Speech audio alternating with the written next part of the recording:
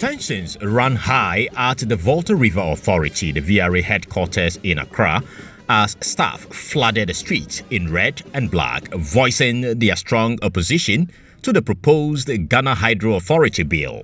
The bill aims to merge the VRA with other entities, a move the staff fiercely reject.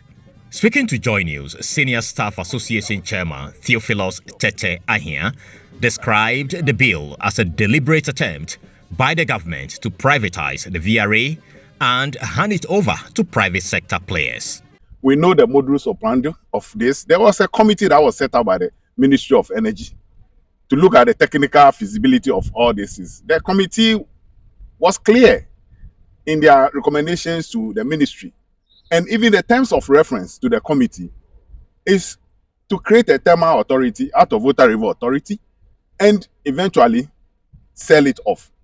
So it's not that we are saying it, but it is one of the major terms of reference given. So the authorities that you are seeing being created, or it's going to be created out of this bill, is to create that thermal authority to allow the thermal part of it to go.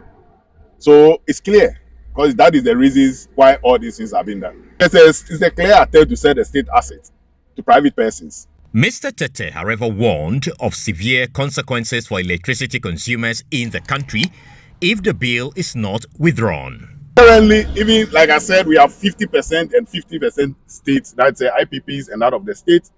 And the IPPs are pay what we call take or pay. Even if their plants are shut down and they are not running, ECG will have to pay them. In the case of VRA, it's take and pay.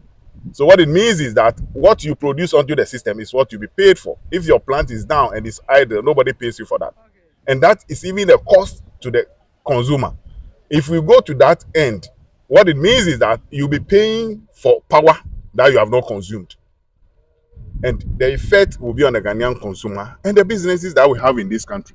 Meanwhile, Chairman of VRA's Senior Staff Association in Accra, Samuel Aban, questioned why the VRA is being labeled inefficient.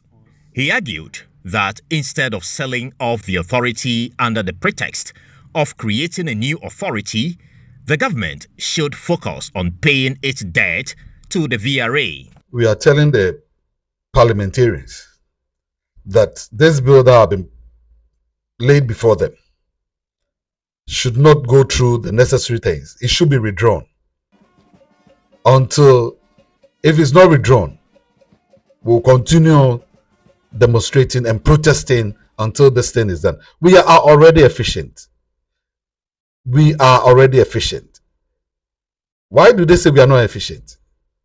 Because they know that if they are able to pay us our dues, our debts that ECG owes, we'll be able to do more.